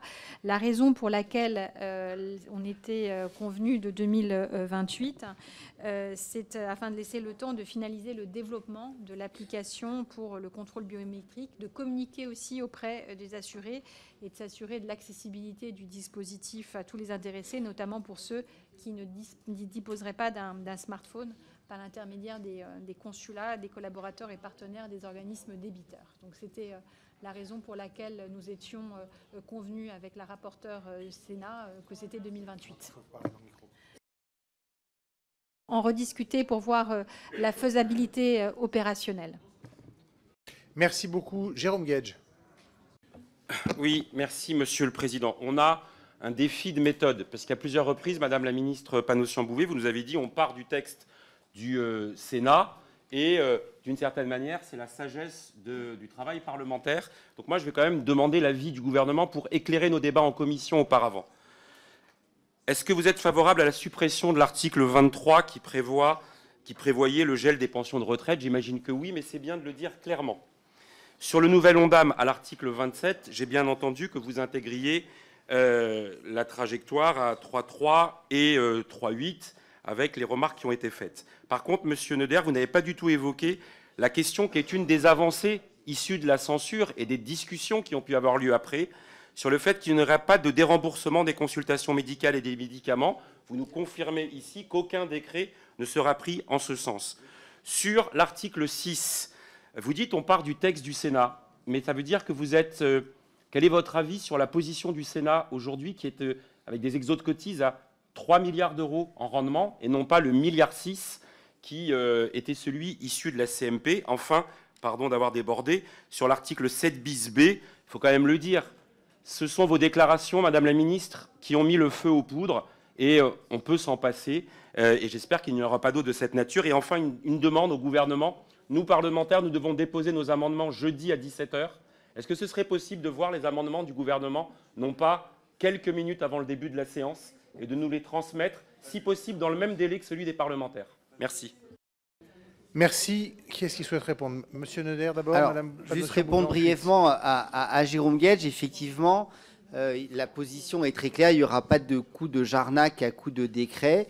Il n'y a pas de ticket modérateur sur les médicaments. Il n'y a pas de ticket modérateur sur les consultations. Voilà. Donc, je préfère le redire de façon très transparente. Par contre, il y a des discussions avec les mutuelles parce que quand bien même qu'il n'y ait pas de hausse de ticket de modérateur, les mutuelles ont quand même augmenté leurs tarifs de 6%, alors que donc, les usagers vont payer finalement plus de mutuelles sans avoir de majoration de prestations. Donc, il y aura une discussion avec les mutuelles pour savoir comment on organise les choses. Est-ce qu'il y a une ponction, entre guillemets, de cet argent perçu, soit on leur confie d'autres missions. Ça peut être les deux. Pas forcément dans ce texte. Astrid Panosyan-Bouvet. Merci, Monsieur le Président. Je voulais confirmer au député Jérôme Guedj que la règle de revalorisation s'est appliquée au 1er janvier pour les retraites avec une revalorisation de 2,2% au niveau de l'inflation constatée les 12 mois précédents. Donc pour un coût total, je l'ai dit en introduction, de 3,6 milliards d'euros. Donc c'est bien la revalorisation totale qui a été appliquée au 1er janvier. Sur les allègements généraux, effectivement, on repart du texte, mais j'indique ici notre préférence, la préférence du gouvernement pour le compromis qui nous semble intéressant, qui avait été trouvé en CMP, tout simplement, pour à la fois neutraliser l'augmentation du coût du travail sur les bas salaires, 1,2 SMIC, et puis également préserver autant que possible, dans un contexte de durcissement de la situation économique pour nos entreprises, eh bien, la compétitivité des niveaux les plus élevés de la fourchette salariale. Voilà, Monsieur Guedj. Oui, Madame. Oui, merci, Monsieur le Président. Peut-être juste un mot, puisqu'il est question de méthode, pour bien réaffirmer, je le disais tout à l'heure en préambule, que le gouvernement a la volonté qu'on a atterri sur une copie de compromis et que celle-ci, elle soit vraiment basée sur des discussions et des négociations avec les groupes parlementaires. On s'est employé dès la nomination du gouvernement à avoir ces rencontres, à les multiplier pour définir des positions. Et nous avons également, bien entendu, et je dirais ces 3 anciens parlementaires ici qui connaissent bien le Parlement et la volonté, l'importance pour les députés d'avoir les amendements en amont, de ne pas avoir de surprises inattendues, et que ça, c'est un engagement aussi que nous avons pris au travers des discussions avec les différents groupes parlementaires, à ce qu'il n'y ait pas de mauvaise surprise, mais que tout soit bien issu des discussions que nous avons ensemble. Très bien, merci beaucoup. Didier Le Gac.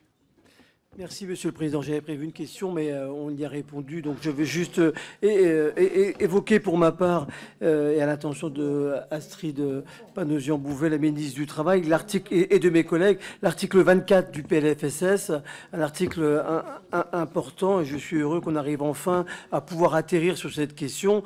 C'est l'article qui vise à retranscrire un accord national interprofessionnel, voté à l'unanimité d'ailleurs, et qui fixe lui-même les conditions de réparation des accidents du travail, maladies professionnelles, des victimes de l'amiante. C'est assez technique, donc je ne vais pas revenir ici dessus. Il vise notamment l'indemnisation, les conditions de réparation, soit sous forme de rente, de capital, mais enfin, surtout me saluer le fait que l'article 39, dont on avait beaucoup parlé ici, qui avait été beaucoup débattu en 2023, pardon, enfin 2020, pour le PLFSS 2024 a été abandonné, remplacé par l'article 24, et donc voilà, qui a un travail a pu aboutir avec les organisations syndicales, mais pas seulement, et aussi avec les associations de victimes. Donc l'année dernière, on avait été, enfin en fin d'année dernière, on a été privé de débat. J'espère que cette fois-ci, on pourra aller jusqu'au bout. Merci. Je pense qu'il y a un vrai consensus de par les bords politiques de maintenir l'article 24, d'autant que il correspond à une transposition souhaitée par cette année les partenaires sociaux, et qu'il avait été aussi enrichi dans le débat parlementaire et en lien avec les associations et les partenaires sociaux. Donc j'espère que nous en resterons là. Merci, Monsieur le député. Merci beaucoup. Je donne la parole à Théo Bernard. Bien, merci Monsieur le Président, Mesdames et Messieurs les ministres. C'est une question qui n'est pas directement liée au PLFSS, mais plutôt un problème transversal qui touche économie, tourisme, mais aussi le social et le sanitaire. Et je veux parler ici de la préservation des cures thermales, qui est, je pense, un enjeu de santé publique. Et en première lecture, on avait même un amendement qui avait été déposé pour dérembourser ces cures thermales. Rapidement, le thermalisme, on sait que c'est 90 stations thermales en France, 100 000 emplois directs et indirects, et également un facteur touristique, donc des retombées économiques. Et aujourd'hui, les bienfaits du thermalisme ne sont plus à prouver. Dérembourser les cures thermales, ça voudrait donc dire empêcher des dizaines de milliers de personnes de se soigner. Et du coup, la question que je me posais, c'était de savoir quelle était la position du gouvernement sur le soutien et ou le remboursement des cures thermales. Je vous remercie. Merci beaucoup, Monsieur le ministre. Merci, Monsieur le député, de remettre cette discussion sur les cures thermales que nous avons eue au PLFSS très tardivement dans la nuit. Je pense que le sujet, il faudra qu'on l'évoque, parce que quand vous évoquez effectivement les bienfaits qui ne sont plus à démontrer, on peut voir le verre à moitié plein ou à moitié vide, mais si on est dans le fameux SMR, service médical rendu, je pense qu'il y a des discussions qui sont d'un domaine scientifique et sanitaire. Moi, ce que je crois surtout, c'est que quand des communes, des territoires se sont engagés dans le thermalisme, c'est toute une économie qui s'est mise en place, qui sont une économie hôtelière, qui sont une économie claire, mais il faut qu'on puisse distinguer les différents financeurs de tout ça. Parce que vous avez le forfait soins, vous avez le transport et vous avez aussi la partie hôtelière. Et on pourra se poser légitimement la question, il y a beaucoup de questions à se poser, mais je pense que ce n'est pas dans des situations où on n'a aucune stabilité politique, avec notamment les acteurs du thermalisme et notamment l'ensemble des élus de ces territoires, puisque beaucoup de territoires, c'est un gros impact économique, de savoir la clé de répartition entre qui finance le transport, qui finance la cure médicale et qui finance le forfait hôtelier, et de se poser la question, est-ce que c'est notre système de sécurité sociale qui doit supporter ces sujets-là? Après, je rappelle que dans une grande majorité des cas, ces cures thermales sont elles-mêmes prescrites par des médecins, donc il faut qu'on ait aussi l'entièreté des acteurs de cette boucle-là. Pour vous rassurer, il n'y a rien sur ce sujet dans le PLFSS, et je repousserai les amendements qui iront dans ce sens-là, parce que ce n'est pas sur un amendement d'un claquement de doigts qu'on règle des filières économiques, de transport, de prescription, et tout ça.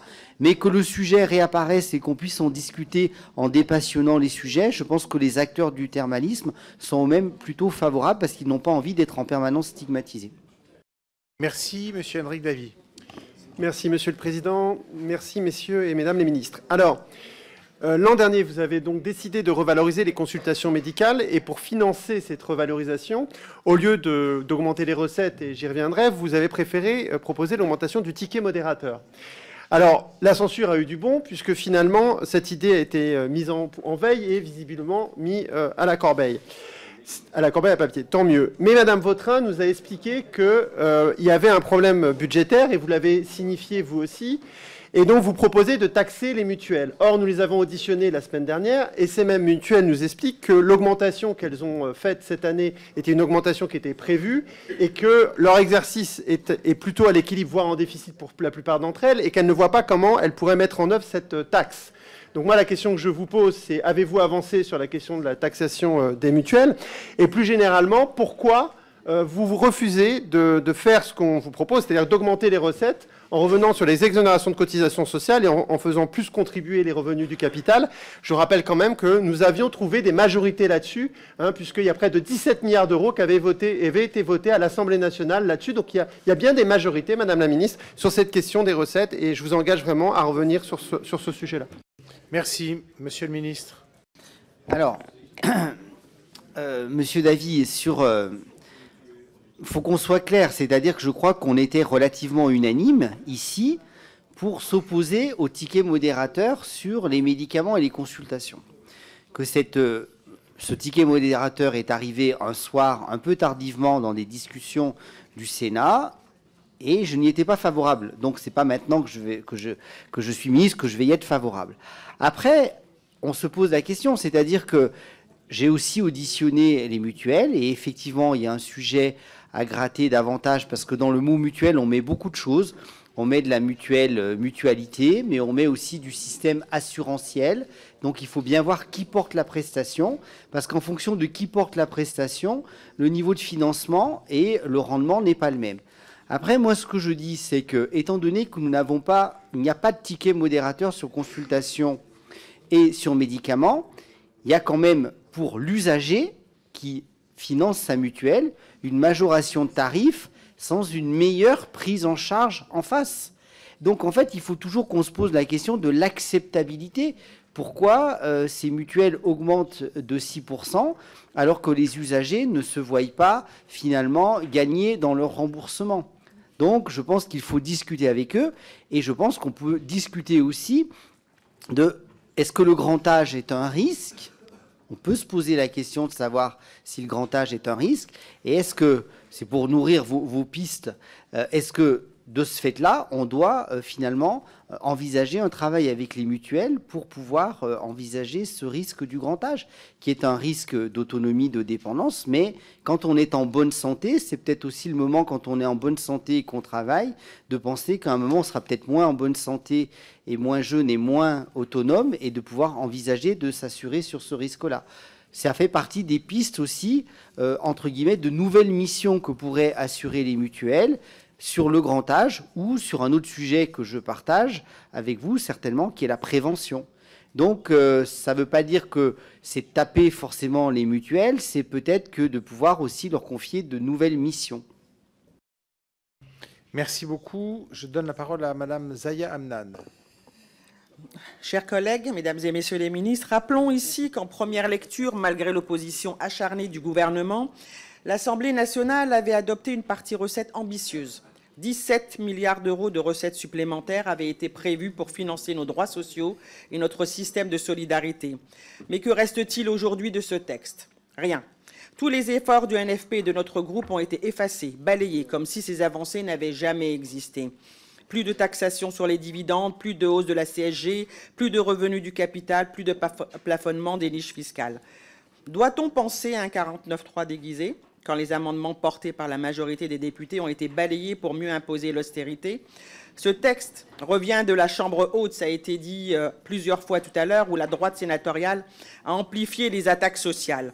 Vous annoncez une hausse de l'Ondam de 3,3%, soit à peine 1,3% après inflation. La Fédération hospitalière de France estime, elle, qu'il faudrait 3,9 milliards supplémentaires juste pour maintenir l'existant. Ce sous-financement est criminel. Des lits fermés, des soignants épuisés et des patients laissés sans soins. Êtes-vous prêt à débloquer les montants nécessaires en lien avec les besoins réels? Allez-vous dire oui?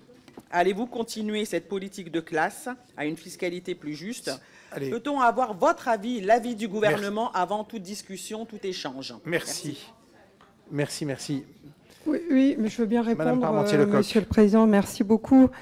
Simplement pour dire que c'est quand même un peu extraordinaire d'avoir ce type d'interpellation du seul groupe de l'Assemblée nationale qui a refusé toute discussion avec le gouvernement. Donc vos propositions, vous les ferez au travers de vos amendements et ce sera le débat parlementaire qui pourra déterminer si oui ou non vous avez trouvé le bon équilibre souhaité par l'ensemble de l'Assemblée nationale. Mais j'en doute puisque vous n'êtes pas du tout dans une démarche de recherche de compromis qui est pourtant indispensable compte tenu des équilibres de l'Assemblée nationale aujourd'hui. Merci beaucoup. Michel Lozana maintenant, s'il vous plaît. Michel Lozana. Oui, merci Monsieur le Président. Mesdames et messieurs. S'il vous plaît. S'il vous plaît. Attendez, merci. tout le monde a respecté jusqu'à présent l'écoute des orateurs. Alors, Monsieur Lozana. Bon, je démarre. Merci Monsieur le Président, Mesdames et Messieurs le Ministre. Je constate que le bloc central, c'est le seul à se préoccuper évidemment de l'équilibre financier. Les autres font des manœuvres dilatoires. Je voudrais vous poser la question, Monsieur le Ministre, sur un problème tout d'abord. Et ça ne vous étonnera pas par rapport au CEPS qui peut également tenir compte de la sécurité d'approvisionnement du marché français que garantit l'implantation des sites de production. Et donc, moi, je voudrais savoir comment le CEPS prend en compte les sites de production et en termes de développement durable, est-ce qu'on pourrait envisager qu'il y ait des critères qui favorisent aussi le développement durable? Parce qu'une production en France produit moins de gaz à effet de serre, évidemment. Deuxième chose, je crois que le Sénat a supprimé la prolongation de l'expérimentation du cannabis thérapeutique, qui est avant tout et seulement d'ailleurs une thérapeutique nécessaire pour certains enfants. Alors je sais que ça doit être prolongé, pas que pour des enfants d'ailleurs, pardon, et pour des patients. Je sais que ça doit être prolongé jusqu'en juillet, mais quelle est votre vision là-dessus et que peut-on faire après? Parce qu'il y a des thérapeutiques qui ne peuvent être remplacées par d'autres thérapeutiques. C'est vraiment une nécessité pour certains patients. Merci beaucoup, Monsieur le Ministre. Merci, Monsieur Lozana. Deux choses. Sur le CEPS, déjà, vous n'êtes pas sans savoir que, personne tombe, que en fait, le président et en fait la présidente, en l'occurrence, il va avoir un changement à la tête du CEPS. Donc je pense qu'il y a aussi un rapport qui est en cours et qui sera bientôt présenté sur effectivement l'efficacité du CEPS, et ce que vous avez évoqué sont des bonnes idées sur effectivement le rôle de production locale. C'est un des grands engagements et d'un des grands enseignements de la crise sanitaire sur la souveraineté sanitaire, de ne pas dépendre. Donc je crois que le CEPS, et je crois qu'on le partage tous, dans son analyse puisse effectivement privilégier les entreprises françaises, voire européennes, frappe de bon sens. Après, quand on a dit ça, on se fait plaisir, mais je voudrais juste simplement dire que ce qui est le plus important dans la souveraineté sanitaire, c'est le principe actif. Dans certains nombres de cas, on peut produire du principe actif. Il y a un certain nombre de projets, j'en ai un dans ma circonscription, pour ne pas le nommer, sur la production de paracétamol. Après, il faut savoir aussi que dans un certain nombre de cas, en fonction des molécules, nous ne pourrons jamais, et je préfère qu'on se le dise, jamais avoir ces principes actifs, puisqu'en fait, la constitution de ces principes actifs émet un certain nombre de dégagements dans l'environnement qui sont totalement et strictement interdits par les normes européennes. Donc, on est dans un degré de souveraineté qui restera quand même à préciser. Mais que le CEPS puisse en prendre compte, je pense que c'est une bonne idée. Et le deuxième sujet, pardon, c'était... Ah oui, le cannabis thérapeutique. Effectivement, le 31 décembre, à minuit, on arrivait en fin de procédure, en fin d'expérimentation. Donc, j'ai communiqué, vous l'avez peut-être pas vu le 31 décembre, mais je me rappelle parce que je l'ai fait à 23h.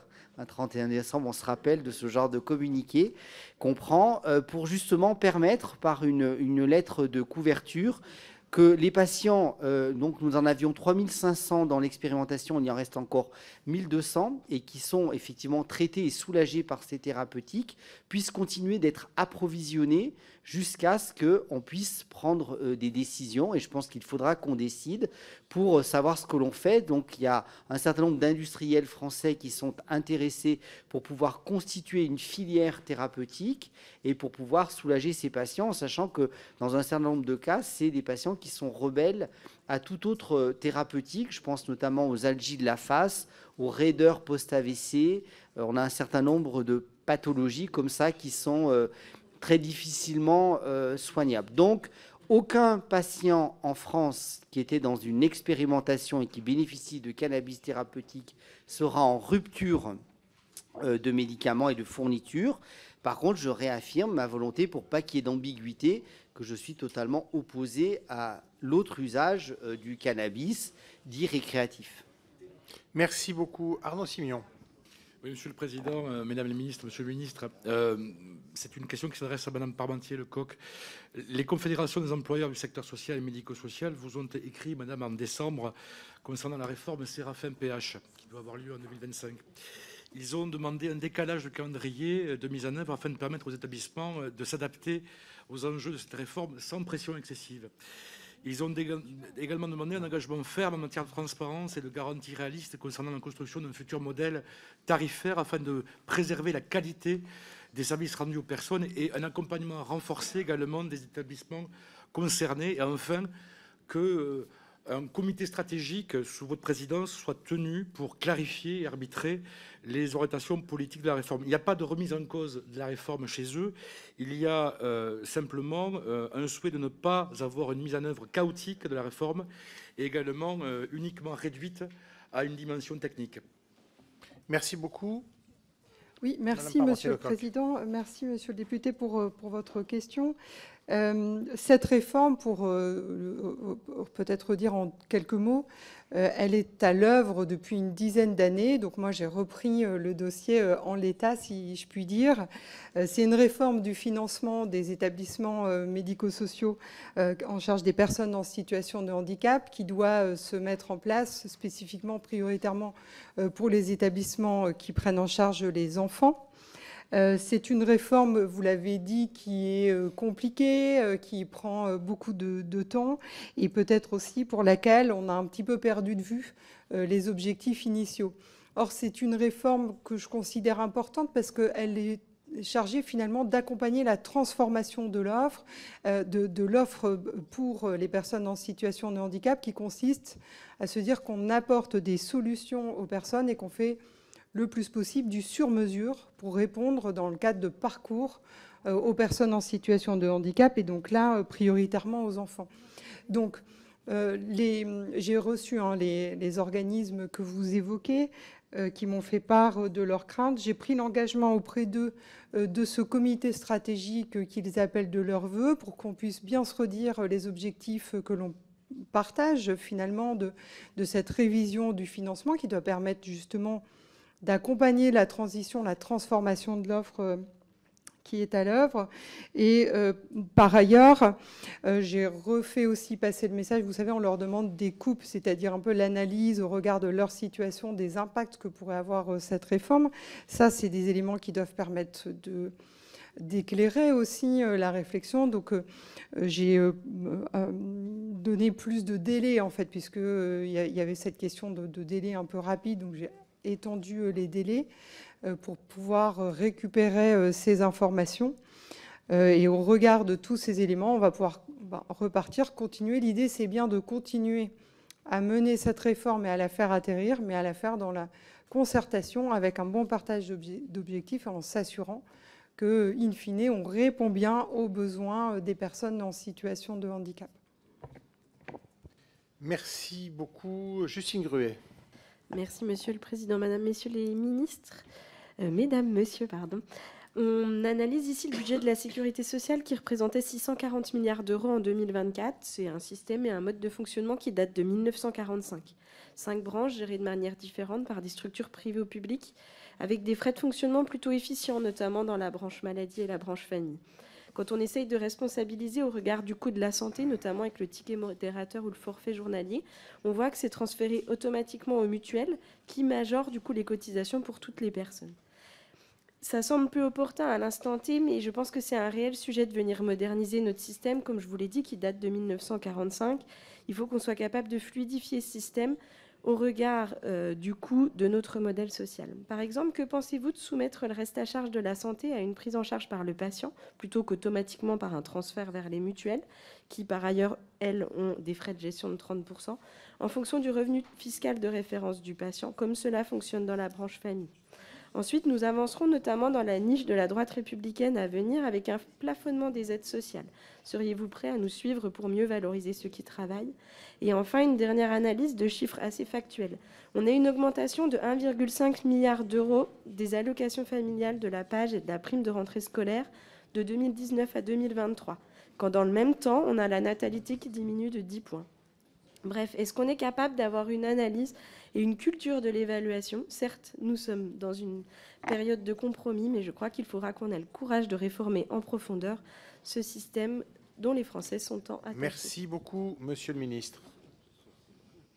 Merci, Madame Gruet.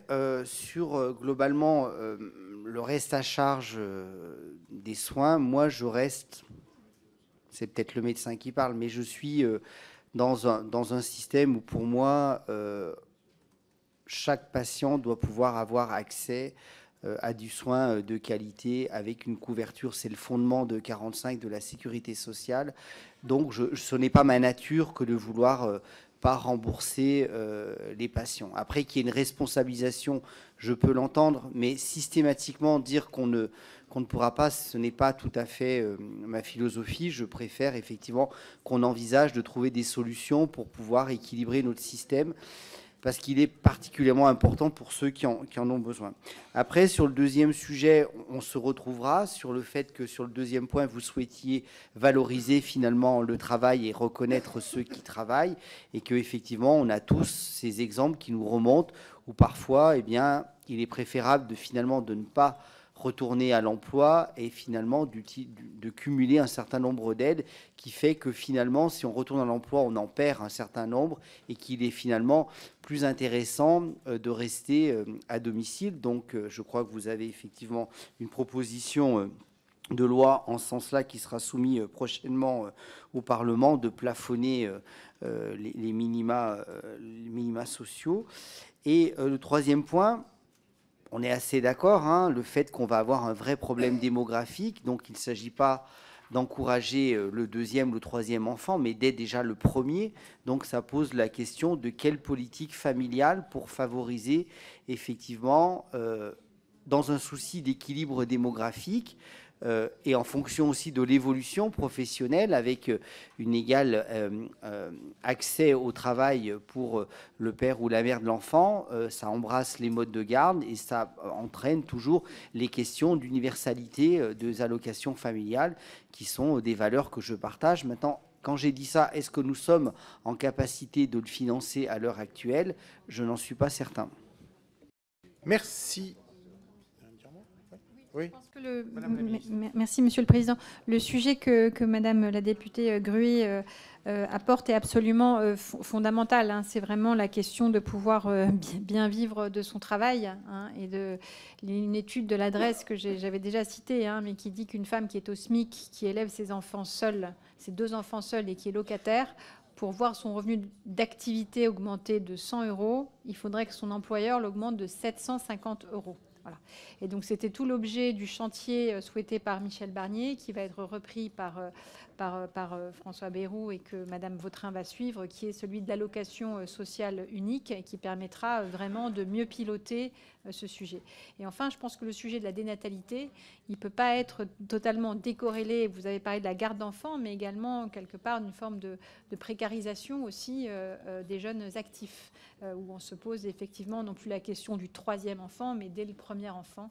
Et donc c'est vraiment, je pense, hein, le sujet du travail, et encore une fois, peut-être du travail qui est trop mis à contribution pour le financement de la protection sociale, dont les équilibres démographiques vont continuer à aller dans un sens qu'on connaît, qui doit être posé et qui est la responsabilité de l'ensemble de cette Assemblée. Merci. Arthur Delaporte. Merci, Monsieur le Ministre. Alors, j'ai 2 questions en 1 minute, il faut faire court. La première, elle est simple. Être remboursé à 100% quand on a des revenus supérieurs à la moyenne, est-ce vraiment indispensable? Je vous pose cette question, Madame, Monsieur le Ministre, parce que vous avez des collègues qui ont eu ces propos, et donc je voulais savoir votre point de vue. Est-ce qu'on a un système universel ou non? Voilà. Deuxièmement, Madame la Ministre, je précise, c'est Monsieur Lombard ce matin.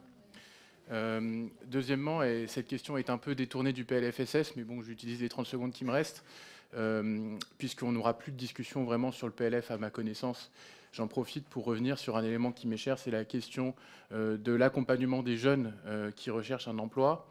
Si je sais qu'on est revenu sur la question des 500 emplois à France Travail qui allait être supprimée, il y a aujourd'hui les missions locales qui sont face à de grandes difficultés de financement. Par exemple, la mission locale de Caen, c'est potentiellement un plan social de 12 ETP sur 100 qui se profile. Madame la Ministre, qu'en pensez-vous?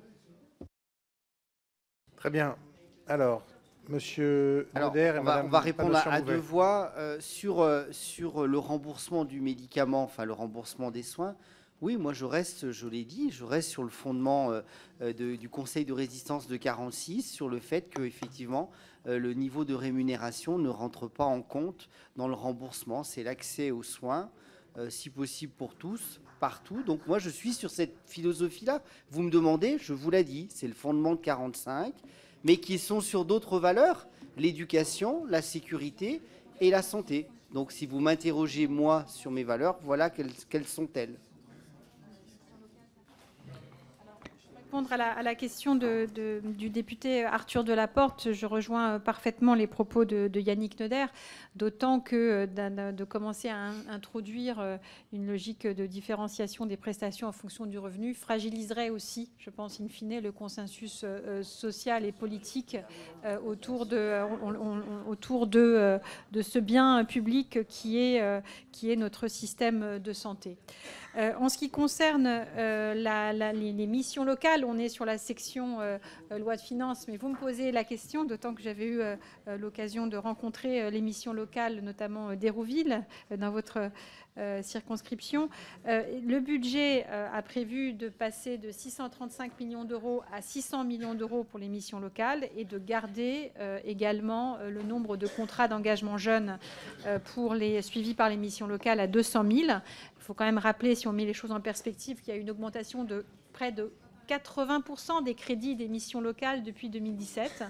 Je comprends qu'aujourd'hui, ces difficultés sont en fait accrues par les difficultés de financement également des collectivités locales qui enlèvent leur financement. Donc il faut qu'on regarde là, de manière en proximité avec les missions locales, pour voir comment elles peuvent continuer ce travail absolument essentiel auprès de nos jeunes et en particulier de nos jeunes en difficulté. Merci, monsieur le député. Alors, son nom n'apparaît pas, mais elle a demandé la parole. Madame Rousseau.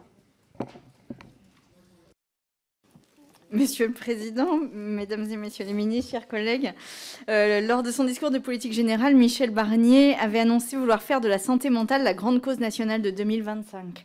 L'actuel Premier ministre, en sursis, a réitéré cette annonce lors de son propre discours de politique générale le 14 janvier dernier. Un salarié sur 4 se déclare en mauvaise santé mentale et ce chiffre s'élève à une personne sur 3 dans les secteurs de l'hébergement médico-social et de l'action sociale. Or, les 2 experts missionnés par le précédent Premier ministre, le professeur Michel Joyeux et Angèle Malatre-Lansac, ont indiqué la semaine dernière être toujours en attente des consignes du nouveau gouvernement. Alors qu'une étude menée au Centre d'évaluation pour les jeunes adultes et les adolescents à Paris et publiée dans une revue internationale ce mois-ci démontre des insuffisances dans la continuité des soins psychiatriques entre l'adolescence et l'âge adulte, ce PLFSS est bien loin des ambitions affichées en matière de santé mentale. Ma question est donc très simple. Quand et comment comptez-vous réellement prendre à bras-le-corps ce sujet ? Merci, monsieur le ministre. Merci, Madame Rousseau, pour cette question.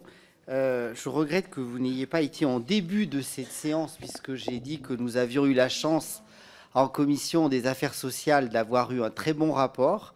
Ah, voilà, des députés Rousseau et Debré-Chira. Comme je vous ai cité, d'ailleurs, lors du grand débat de santé mentale que nous avons eu il y a une quinzaine de jours, à l'initiative, je crois, du groupe Horizon. Donc, je partage. Et je vous l'ai dit, puisque vous avez eu la gentillesse de m'accompagner, c'était je ne sais plus quand, le 1er janvier. Donc voilà, donc le 1er janvier, nous avons effectivement évoqué ces sujets avec les soignants, de l'hôpital que je visitais pour le 1er janvier, à la Pitié. Puisqu'à la Cochin, non, j'étais sur les grippes. Donc, c'était effectivement les urgences du 1er janvier à la Pitié. Donc, ce sujet, je pense qu'il faut qu'on arrête de faire des enquêtes, des bilans, des diagnostics. Il faut traiter. Voilà. Donc, on a un très bon rapport parlementaire. On a des experts que je vais rencontrer. Bon, ça fait 24 jours qu'on est un mois qu'on est arrivé. Donc, justement, les 2 experts que vous avez cités, ça n'a été confirmé, le fait de garder santé mentale comme priorité nationale que lors du discours de politique générale. Donc, naturellement, les 2 experts que vous avez cités vont être naturellement rencontrés. Je vais les rencontrer.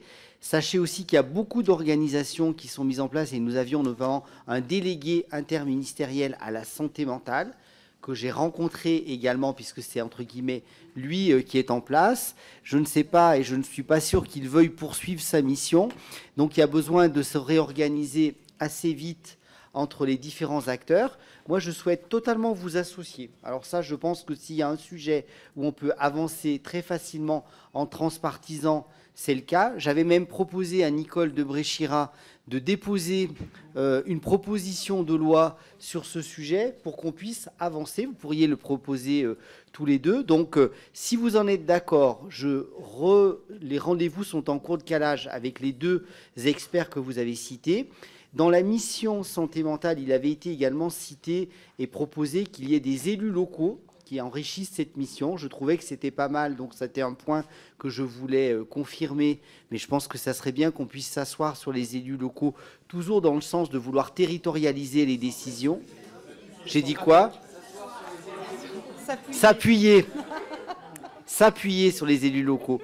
S'appuyer sur les élus locaux, parce que je crois que, en tout cas, dans tous les déplacements, ils sont très partie prenante et ils souhaitent vraiment investir sur ces sujets. Et puis le troisième sujet, et je l'espère qu'on pourra aussi le mettre dans ce PLFSS, c'est un plan de formation, parce que soyons clairs, si on veut suivre les recommandations de votre rapport et d'une façon générale, on sait très bien qu'à un moment, c'est des moyens humains qui manquent pour la prise en charge de cette santé mentale, dont un des modes d'entrée est le mode des urgences que vous avez très bien décrit. Donc dans le plan du PLFSS et notamment du PLF, il y a aussi beaucoup de financement à destiner des régions, puisque vous savez que les formations, notamment sanitaires et sociales, sont, depuis la loi de 2004, dévolues aux régions.